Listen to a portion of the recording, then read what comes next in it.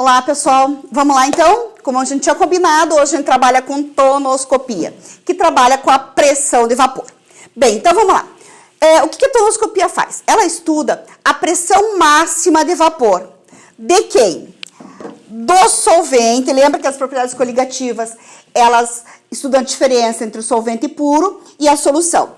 Então, de um solvente causado pela adição de um soluto não volátil. Tudo bem? Olhe que fácil, pessoal. Aqui eu tenho meu líquido puro. Estou representando aqui por bolinhas azuis. Bom, o que acontece? Quando eu tenho meu líquido puro, observe que todas essas moléculas, elas estão disponíveis para mudar de estado físico. Então, olhe para cá, olha, esse desenho é importante.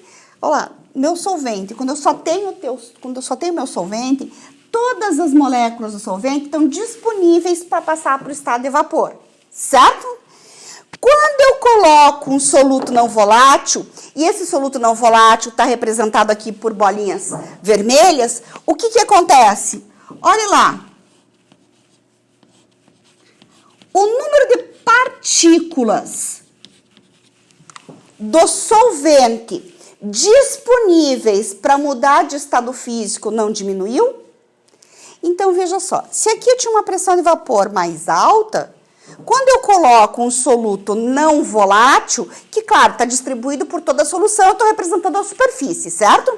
Quando eu coloco um soluto não volátil, o número de partículas, de moléculas do solvente disponíveis para mudar de estado físico diminui. Concorda comigo?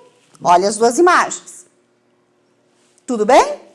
Muito bem. Se diminui o número de partículas do solvente disponíveis para mudar de estado físico, a pressão de vapor diminui. Não é claro? Não é lógico? É. Então, veja só, pessoal, vamos ajustar agora na parte de teoria. Quanto maior for o número de partículas do soluto distribuídas, o número de partículas do solvente disponíveis para mudar para o estado de vapor aumenta ou diminui? É isso aí, ele diminui. Se diminui o número de partículas do solvente disponíveis para mudar de estado físico, a pressão de vapor diminui. Eu tenho poucas partículas para mudar de estado físico. Então, lá, aumentei o número de partículas do soluto, diminui o número de partículas do solvente disponíveis e, portanto, eu diminuo a pressão de vapor.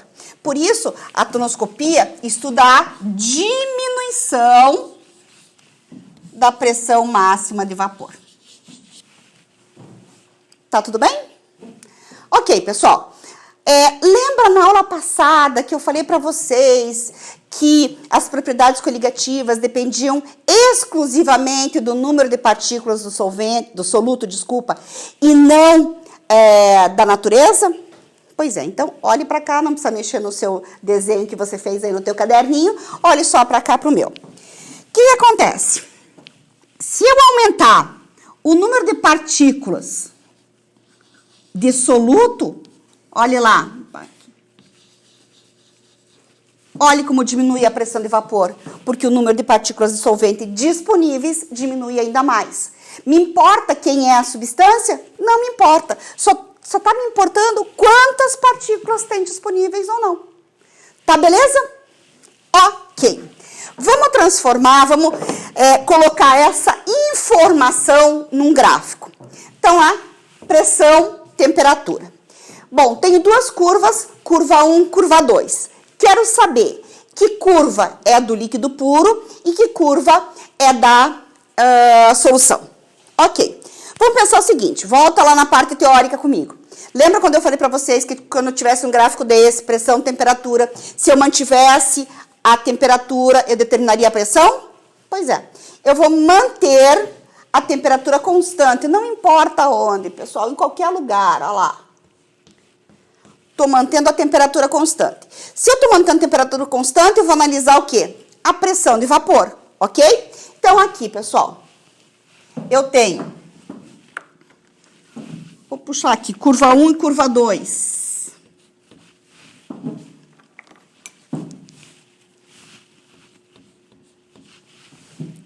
Vamos lá. Curva 1, tá aqui a pressão de vapor. Pressão de vapor de 1. Tudo bem? Mantendo a temperatura constante, ó lá, aqui. Aqui é pressão de vapor de 2. Ora, pessoal, o que a gente sabe? Que quando eu coloco um soluto não volátil, eu diminuo a pressão de vapor. Então, quem que é a minha solução e quem é o meu líquido puro ou meu solvente?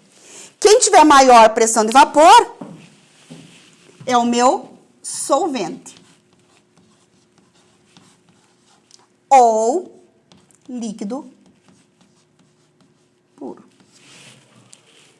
Tudo bem? O 2 tem uma pressão de vapor menor. Por quê? Porque tem menos partículas disponíveis. Olha aqui o meu desenho. Olha lá. Tenho menos partículas disponíveis para mudar de estado físico. Portanto, a pressão de vapor, olhe para cá, diminui. Olha a diminuição aqui da pressão de vapor causada pela adição no soluto não volátil. Então, 2 vai ser a minha solução. Tranquilinho? Olha que fácil agora. Se eu tiver uma solução, digamos, vou chutar, 1 mol por litro. Se eu tiver uma solução mais concentrada, concentração de soluto maior, a tua curva vai ficar mais acima ou mais abaixo? O que você falou aí? Mais abaixo, é isso mesmo. Então lá, por quê? Porque na mesma temperatura, se eu aumentar a quantidade, não precisa copiar, só olhe. Se eu aumentar a quantidade, lá, aumentar a concentração da solução, digamos, uma solução de concentração 2 mols por litro, a pressão de vapor diminui ainda mais. Acompanhou? De novo, pessoal. E eu tô voltando nessa tonoscopia porque esse desenho vai ser o must daqui a pouco. Então, lá. Tonoscopia, então, diminuição da pressão máxima de vapor de um solvente causada pela adição de um soluto não volátil. Então, eu tenho meu solvente, líquido puro, tenho muitas partículas disponíveis para mudar para o estado de vapor. Se eu tenho muitas partículas disponíveis para mudar para o estado de vapor, eu vou ter uma pressão de vapor maior, certo? Bom, o que acontece? Se eu colocar um soluto não volátil, o número de partículas de solvente disponíveis para mudar de estado físico vai ser menor. Menos vapor, menos pressão. Uma diminuição da minha pressão de vapor. Tudo bem? Olhando para o meu gráfico, então, voltando nele, pessoal. Lembra lá, pessoal. Quero analisar a pressão de vapor do líquido puro e do meu solvente. Então, olha só o que acontece. Mantenho a temperatura constante porque eu quero analisar a pressão, certinho? Então, lá, aqui, mantendo a temperatura constante, eu tenho a pressão de 1. E aqui eu tenho a pressão de 2. Ora, eu sei que quando eu coloco um soluto não volátil, a minha pressão diminui. Logo, essa aqui é a solução e esse aqui é o meu líquido puro. Tá tranquilo? Então, lá, daqui a pouco a gente volta aqui para trabalhar com a próxima propriedade. Belezinha? Então, na sequência, pessoal, segunda propriedade coligativa, ou efeito coligativo, ebulioscopia. O que a ebulioscopia vai estudar? Temperatura de ebulição. Como que um soluto não volátil altera a temperatura de ebulição? Então, vamos lá, pessoal. Então, a gente vai trabalhar, então, com a temperatura de ebulição causada pela adição de um soluto não volátil. Então, veja só. Lembra lá das partículas, né? Quanto maior o número de partículas do soluto, lembra lá da tonoscopia. O que acontece com a pressão de vapor? Diminui a pressão de vapor. Agora, uso da lógica. Se a minha pressão de vapor é baixa, é fácil ou difícil essas moléculas irem para o estado de vapor? Difícil.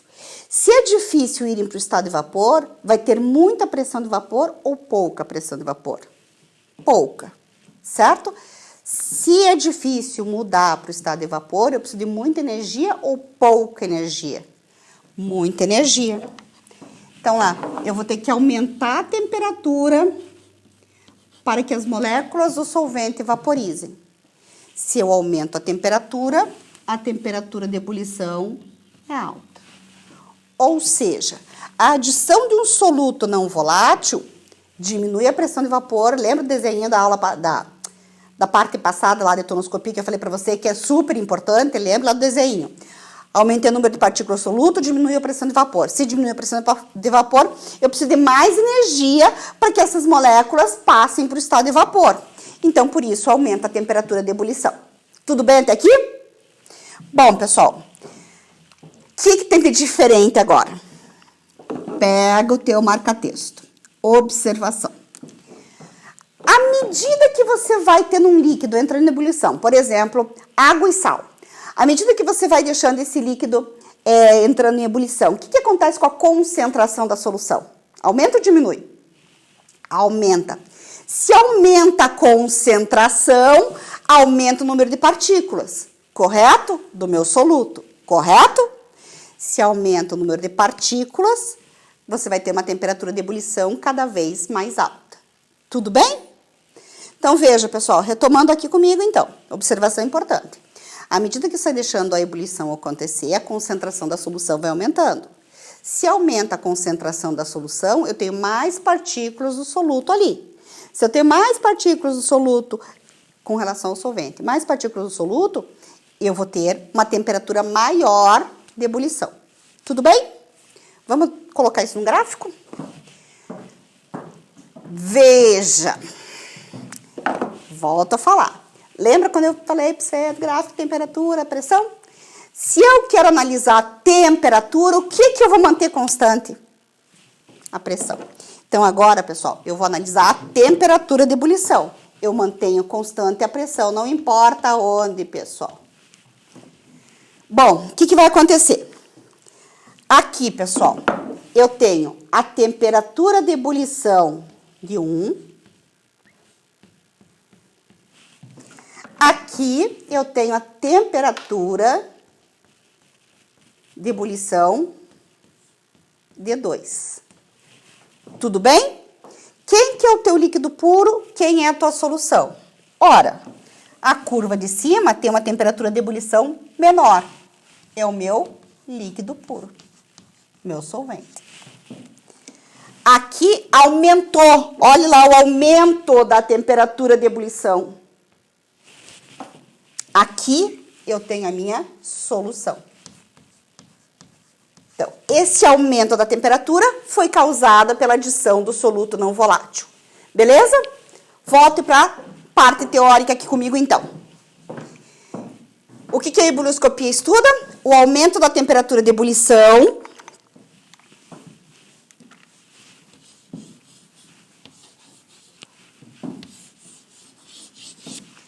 causado pela adição de um soluto não volátil. Olha lá o meu soluto não volátil. Tudo bem? Então, a última propriedade, então, de hoje, pessoal, fica só pendente para a próxima aula, a osmoscopia. Então, a aula, para a gente fechar aqui, crioscopia. Então, o que a crioscopia faz? Ela estuda a temperatura de congelamento, congelação de um líquido puro em relação à solução. Olhe para o desenho novamente. Olha só o que acontece, pessoal. Lembre que eu estou colocando só a superfície aqui, mas isso acontece em toda a extensão do teu líquido, né? Então, lá, o que acontece? Então, eu tenho aqui o meu líquido puro. Quando ele congela, as partículas se aproximam, certo? Então, lá, quando você coloca um soluto não volátil nesse líquido puro, esse soluto facilita ou dificulta a aproximação das partículas? Se ele está no meio, ele dificulta. Se ele dificulta a aproximação dessas partículas, eu preciso aumentar ou diminuir mais a temperatura para congelar? Diminuir ainda mais. Então, de novo, só para a gente concluir, pessoal. Então, lá, tenho aqui o meu líquido puro. Quando solidifica, elas se aproximam, certo? Quando eu coloco um soluto não volátil, esse soluto fica no meio das partículas do solvente e ele dificulta essa aproximação das partículas, olha lá. Aqui, ó. Dificulta essa aproximação. Se dificulta a aproximação, tem que baixar ainda mais a temperatura, certo? Então lá, pessoal. Quando aumenta o número de partículas do soluto, eu tenho uma maior ou menor aproximação das partículas do solvente? Uma dificuldade, uma menor aproximação das partículas do solvente. Isso significa que eu tenho que baixar a minha temperatura de congelação. Tudo bem? Então, baixo ainda mais a temperatura de congelação. Beleza? Bom, olha no meu gráfico. Pessoal, uma observação. Lembra lá do diagrama de fases? Sólido, líquido, vapor? Até agora me interessava o líquido e o vapor. Pressão de vapor, tonoscopia, temperatura de ebulição, ebulioscopia. O que me interessa agora? Como eu estou falando de temperatura de congelação, me interessa mais essa parte aqui do gráfico, certo? Sólido, líquido. Tudo bem? Por isso que está aqui representado inteiro. Antes a gente só estava representando esta parte aqui, porque era líquido, vapor. Agora me interessa a temperatura de congelação. Bom, se eu quero temperatura, o que eu vou manter constante? A pressão. Então lá, vamos manter constante a pressão. Lembrando que eu estou usando esse lado do gráfico, porque me interessa líquido sólido agora, certo? Aqui, então, eu tenho a temperatura de congelação de 1. E aqui, olha aqui, eu tenho a temperatura de congelação de 2.